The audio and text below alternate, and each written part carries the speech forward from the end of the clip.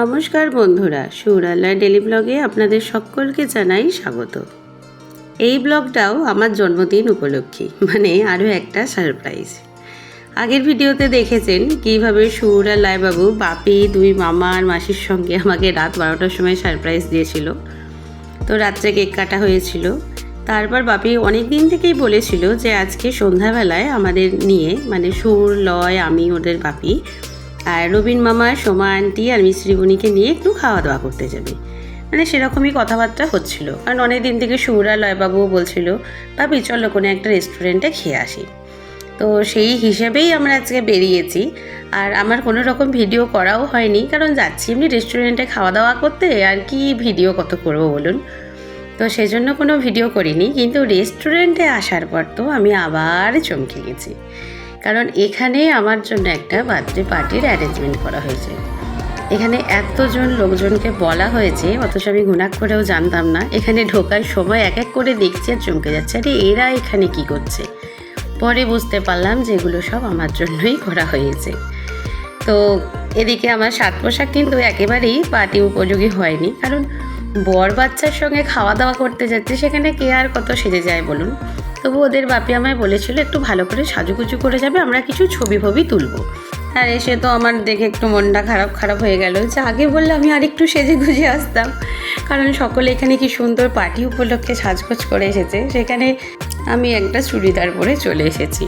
আর এখানে যেহেতু আমার মা, বাপি, ভাই বোনের আসতে একটু দেরি হয়ে গিয়েছিল, তাই আমি ঢোকার মুখে যে মানে চমক লাগা যে আমার অবস্থাটা, সেটা আর আপনাদের দেখাতে পারছি না, কারণ তখন এখানে কেউ ভিডিওটা করেনি, সকলে শুধু চমকে দেওয়ার জন্য উপস্থিতরা ছিল। তো আমার বোন থাকলে হয়তো সেই মোমেন্টটাকে ক্যাপচার করতে পারতো, আপনারা দেখতে পাতেন। তো পরে আসার পরে অল্প স্বল্প ভিডিও ওরা করেছে, কিছু ভিডিও লয়বাবু করেছে। মানে আমি দেখে এতটাই অভিভূত হয়ে গিয়েছিলাম, আমি আর আজকে কোনো রকমভাবে ক্যামেরাটা ধরিনি, কারণ হয় লয়বাবুর কাছে ফোন আছে, ও ছবি তুলছে, বন্ধুদের সঙ্গে ভিডিও করছে, আর তা না হলে সবার সঙ্গে কথা বলতে ব্যস্ত ছিলাম। এদিকে বাচ্চা বাটি এখন জুস খেতে ব্যস্ত, কারণ ওদের একটু একটু খিদে পাচ্ছে। এদিকে কেক, তারপর অন্যান্য জিনিসপত্র সব অ্যারেঞ্জমেন্ট করতে একটু দেরি হচ্ছে বলে বলছে দাঁড়াও আগে ওরা জুস খেয়ে ঠান্ডা হয়ে যায়, ততক্ষণ এদিকে আমরা একটু ছবি তুলি। আর এদিকে আমার তো একা একা ছবি তুলতে ভীষণ লজ্জা লাগছিল, কারণ একমাত্র বিয়ের সময় এরকম আমার সামনে এত ক্যামেরাম্যান, সকলে আমার ছবি তুলছে, সবাই গিফট দিচ্ছে, এটা একটা ছিল। তো আজকে না আবার কীরকম একটা যেন লাগছিল, যে বলছিলাম না আগের ভিডিওয়, ভীষণ লজ্জা লাগছিল। এদিকে কখনো একা, কখনো দুজনে, কখনো সকলের সঙ্গে ছবি তোলা হচ্ছিল। যদিও আমাদের কথাবার্তাগুলো এখানে আমি দিতে পারবো না, কারণ রেস্টুরেন্টের মধ্যে কন্টিনিউয়াসই গান বাজছিল, তো সেই গানগুলোর জন্য কপিরাইট পড়ে যাবে, কখনো ক্লেম, কখনো স্ট্রাইক পড়ে যায়, তাই সেগুলো দিতে পারছি না। কিন্তু মানে ভীষণ রকম ভালো লাগছিল যে আমার জন্য এত অ্যারেঞ্জমেন্ট, এত কিছু, এটা সত্যি ভীষণ ভালো লাগছিল। আর এই দেখুন না, এদিকে ওদের তাতাই মাসি বললো আরে দিদিকে দেখে মনেই হচ্ছে না দিদির আজকে জন্মদিন। তো আমার ভাইকে আর বিজনকে পাঠিয়েছিল একটা ক্রাউন আর একটা স্যাশে আনতে। দেখুন না ক্রাউন আর স্যাশের অবস্থা, ক্রাউনটা এনেছে ছোট্ট একটা 5 বছরের বাচ্চার মাপের, আর স্যাশেটাও এসেছে সেই অ্যাজ ইউজুয়াল ছোট। এদিকে তো লয়বাবু মানে যুদ্ধ চালিয়ে যাচ্ছে মামামের মাথায় ওটা গলানোর জন্য।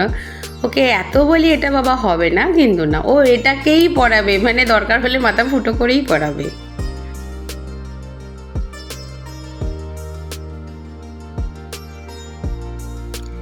এদিকে আমার ভাই এসেছে আমাকে স্যাশে পড়াতে। এক তো প্রথমে বুঝতে পারছে না কিভাবে পড়াবে, তারপর এটা মানে আটকানাও নেই। তো ও গিয়ে এখানে যে রেস্টুরেন্টে আমরা এসেছি, সিঙ্গুরের টমটম ক্যাফে অ্যান্ড রেস্টুরেন্ট, তো এখানে ওনাদের কাছে এতে ওনারা সেলোটেপ স্টেপলার দিয়ে আটকে দিয়েছে। তো ততক্ষণ আমি বাচ্চা বাড়ির সঙ্গে ছবি তুলে নিচ্ছে। আমি ওদের বললাম আরে তোরা আয়, আমি একা একা ছবি তুলছি, কেমন লাগছে, তোরা আয়। ওদের এবার হাসাতে হবে, তো আমরা একটা নিউ ট্রিক নিয়েছি যে সবাই 1 2 3 বললে বলবে ঘি, চিজ নয় ঘি। তো সেটা ওদের খুব ভালো লেগেছে, খালি আমরা বলতে দেরি 1 2 3, আর ওরা সবাই উনি শুরু করে দিচ্ছে ঘি। এদিকে দেখুন না স্যাশেটা নিয়ে এসেছে পুরো সেট করার পর দেখুন এটাও ছোট, মানে কি অবস্থা।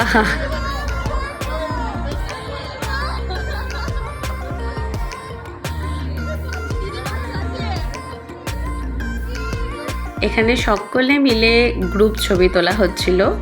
তো গ্রুপ ছবি তোলার সময় ওখানে যে ক্যাফের ভাইয়েরা ছিল তাদেরকে বলা হয়েছিল একটু ভিডিও করে দিতে। তো এখানে ধরছে না বলে সে আড়েই ভিডিওটা করেছে। শুধু আমাদের ফোনেই না, ওরাও ফোনেতে ছবি তুলেছে, ভিডিও করেছে, কারণ ওদেরও খুব ভালো লেগেছে ইভেন্টটা। ওরা বললো যে স্যার আপনারা যদি পারমিশন দেন তাহলে আপনাদের এই ইভেন্টের মানে আপনাদের এই ইভেন্টটাকে আমরা আমাদের ক্যাফের বিজ্ঞাপন হিসেবে ব্যবহার জন্য করতে পারি। আমরা বললাম ঠিক আছে। এবার জ্বালা হচ্ছে বাইকটা, তো এটাকে তো লয়বাবু নেভানোর জন্য করছে, আর ওদিকে তখন বিজন মামা সেই আপনার পপিটটাকে ফাটিয়েছে, মানে সেটাকে কি বলে আমিও ঠিক এখনও জানি না। তো সেটার পর তো মারাত্মক রকম চমকে গিয়েছিলাম। সেই ছবিটা আমি এখানে ব্লগে দিয়ে দিচ্ছি, আপনারা দেখতে পাবেন। ওদিকে লয়বাবু অনেকক্ষণ কেক কাটো করছিল। কেক কাটতে দেরি হয়েছে বলে তার এখন একটু রাগ হয়ে গেছে, বলে আমি আর কেক কাটবই না, তুমি ভাইয়ের সঙ্গেই কাটো। দাঁড়ান, বাচ্চাদের অনেকক্ষণ খিদে পেয়েছে আর কেক দেখে বেচারারা অনেকক্ষণ থেকে বলছে কখন থেকে কেক কাটা হবে। তাই আগে সকলের মুখে একটু করে কেক দিয়ে দিই, তারপর সকলের হাতে কেক দিই, তারপর আমি আবার বাকিদের সঙ্গে ছবি ভিডিও তুলবক্ষণ।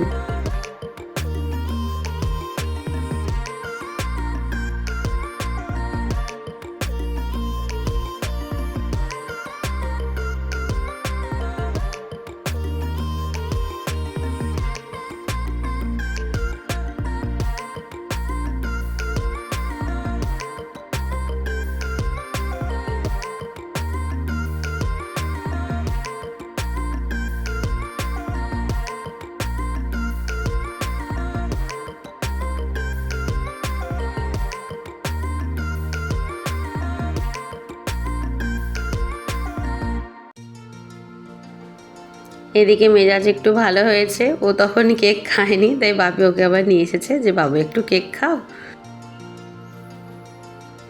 এই দেখুন, আমি কখন থেকে এই বিষয়টাকেই বাঁচিয়ে এসেছি যে না, এই কেক মাখানোটা দেখলে বাচ্চারাও এরকম মাখার জন্য মানে মাখামাখি করার জন্য উদ্গ্রীব হয়ে পড়বে যে আমরাও কেক মাখবো। তো এদিকে দেখুন অয়নদা এসে আগে আমাকে কেকটা মাখিয়ে দিল, বললো বার্থডে একটু মাখতেই হয়। সিঙ্গুরের এই ক্যাফেটা কিন্তু বেশ বড় সড়ো আর খুব সুন্দর, মানে একেবারে স্টাইল বাজারের 4 তলার উপরে আছে এই ক্যাফেটা। ভীষণ সুন্দর জায়গা আর অনেকটা বড় জায়গা, তাই সকলের খুব ভালো লাগছিল। আর এখানে ডেকোরেশনটা তো করাই আছে, তার সামনে টেবিল দিয়ে ওনারা সব রেডি করে দিলেন। তো এখানে সকলে মিলে ছবি তুলছিলাম, ভিডিও করছিলাম, সকলে চারদিকে চারিয়ে বসেছিলাম। তো খুব ভালো লাগলো দিনটা, মানে স্পেশালি এরকম বিশেষভাবে আমার বিশেষ কোনো দিনকে পালন তো করা হয় না, তাই সেটাকে আরও ভালো লাগলো। আমার কাছে জন্মদিন মানেই মায়ের হাতে পায়েস আর কেক, মাংস, এগুলো আমার প্রথম থেকেই অতটা পছন্দ ছিল না। মানে আমার সময় তো কেকটা এত ছিল না, তো তখন কি হতো, মা পায়েস করে দিত আর বাপি বড় মাছ আনতো, মাছের মাথাটা আমার জন্য থাকতো, কারণ আমি ওটা খেতে ভালোবাসি। তো সেটাই এতদিন হয়ে এসেছে। তারপর কেক কাটা হতো যখন কেকের চলটা শুরু হলো। বিয়ের পরেও বাচ্চাদের নিয়েও অনেকবার কেক কেটেছি, কিন্তু এইবারে এই যে একেবারে সারপ্রাইজভাবে রাত 12টার সময় কেক কাটা, এরকম সন্ধ্যাবেলা একটা আমার জন্য মানে আমাকে উপলক্ষ করে একটা পুরো ইভেন্ট অর্গানাইজ করা, এটার জন্য কিন্তু সত্যিই আমি অভিভূত।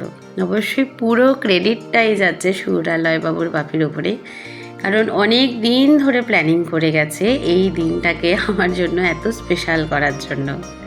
আর এই হচ্ছে আমার আজকে স্পেশাল গিফট আমার বোনের তরফ থেকে, প্রদীপ পিসির বর্মি বাক্স। ও বইটা কিনে এনেছে বইমেলার সময়, এত বই আমাদের দেখিয়েছে, বইমেলা থেকে যে 42টা বই এনেছে সেই সমস্ত বই দেখিয়েছে। যত বই অনলাইনে আসে প্রকাশকরা পাঠায় সেই সমস্ত বইও দেখায়, কিন্তু এইটা কোনোদিনও আমাকে দেখায়নি, কারণ এটাও আমাকে দেবে বলেই কিনে রেখেছিল। তো সারপ্রাইজ হিসেবে দেবে বলে সেটাকে গুছিয়ে রেখে দিয়েছিল যে দিদির যখন জন্মদিন হবে তখন আমি দিদিকে এটা গিফট করব। বহু বছর পর কোনো বই গিফট পেয়ে কিন্তু খুব ভালো লাগলো। ছোটোবেলায় আমার ছোটো পিসিমণি সবসময় জন্মদিনে একটা করে বই দিত, কারণ আমার গল্পের বই পড়তে খুব ভালো লাগতো বলে। তো সকলকে কেক ভাগ করে দেওয়া হয়ে গেছে, এবার সকলে বসে পড়া হয়েছে, এখানে ডিনার করা হবে বলে। তো ওদিকে সুরা লয়বাবুকে নিয়েও আমি বসে পড়েছি, আমাদের সঙ্গে আছে মিছরিমণি আর সোমা আন্টি। শুধু একটাই জিনিস মিস হয়ে গেল, সেটা হলো রবিন মামা আজকে আসতে পারলো না। ইমার্জেন্সি একজন পেশেন্টকে নিয়ে মামুকে পিজি যেতে হয়েছে বলে মামু আসতে পারেনি, তাই মামুকে খুব মিস করছিলাম আমরা। মামু সুর আর লয়বাবুর জন্মদিনেও আসতে পেলো না, আর আবার জন্মদিনেও আসতে পেলো না, কারণ মামু সকালবেলাও তার সঙ্গে দেখা হয়েছে। সে বলেছে দিদি আমি তো যাবোই তোমাদের সঙ্গে, যদিও এই সব প্ল্যানিংয়ের ব্যাপারে আমাকে বলেনি। এরা সবাই মানে ভিতরে জানতো যে এইসব ঘটনা ঘটবে। তো এবার ডিনার করে নেওয়া হবে। তো চলুন ভিডিওটাকে এখানেই শেষ করছি। আপনাদের সঙ্গে দেখা হবে আবার পরের ভিডিওতে। সবাই ভালো থাকবেন, সুস্থ থাকবেন, আর অবশ্যই আমাদের সঙ্গে থাকবেন।